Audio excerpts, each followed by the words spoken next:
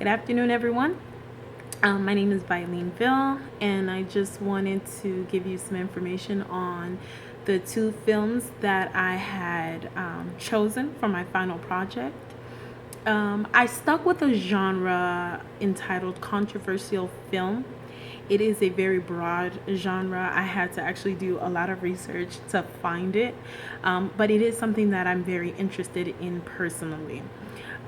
So, controversial film is basically just the genre that is supported by propaganda, basically, because it supports an idea, a controversial idea.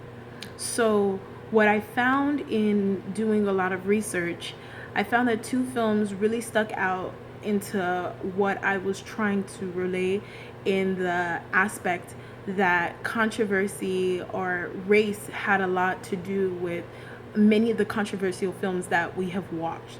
And there were a ton of films that I could have chosen, but I actually chose two. One pre 1945 and then one post. So the pre 1945 film that I chose was Birth of a Nation.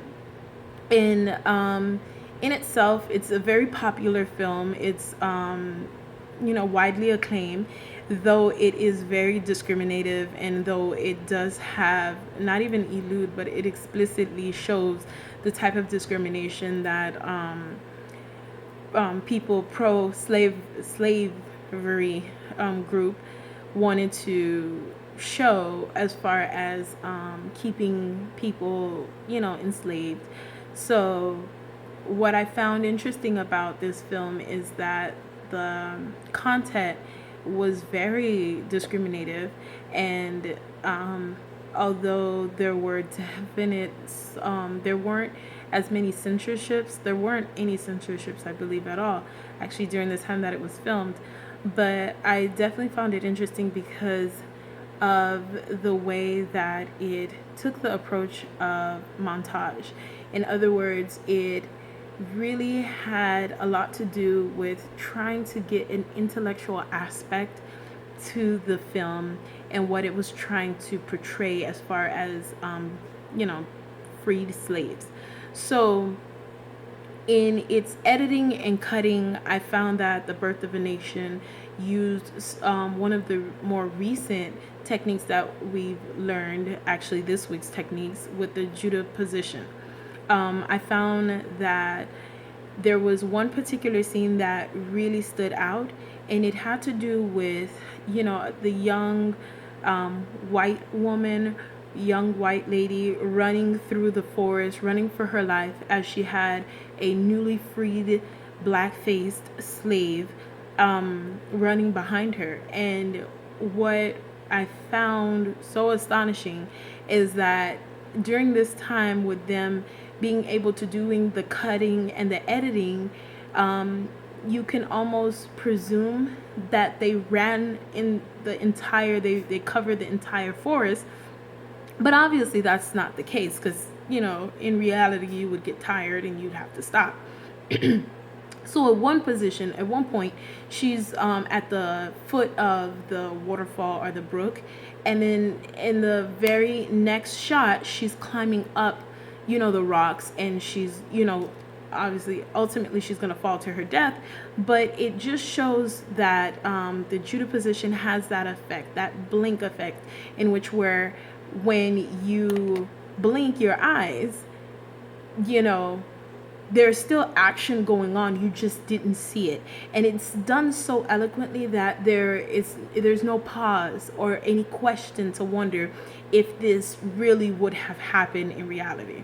So I found that interesting, and it definitely pushed towards the genre that I was trying to address, because the technique itself, with it not missing a beat, it even showed or supported the idea that a free slave can run through any forest and any nook and any cranny, and he will be able to get to you, and there's no escaping unless you kill yourself.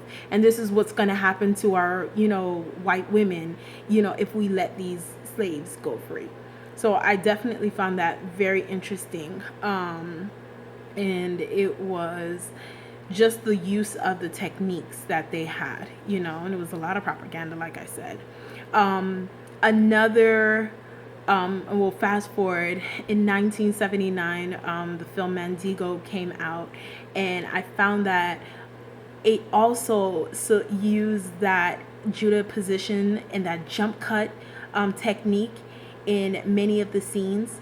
One in particular scene I noticed is that when the young mistress, or the woman of the house, the young white woman of the house, she finds out that her maidservant, or her slave, her personal slave, had been sleeping with her husband, and she runs after the slave. And we see all of this. It's not exactly like The Birth of a Nation, where there are so many cuts, but when she pushes her down the stairs, we don't see her tumbling, but we do see her at the foot of the stairs, and we do note that she has been killed, and she's dead, and we can presume that has happened. So ultimately, both films supported the idea of controversy and propaganda against Black African American people, but it did it in a more intellectual kind of way, versus having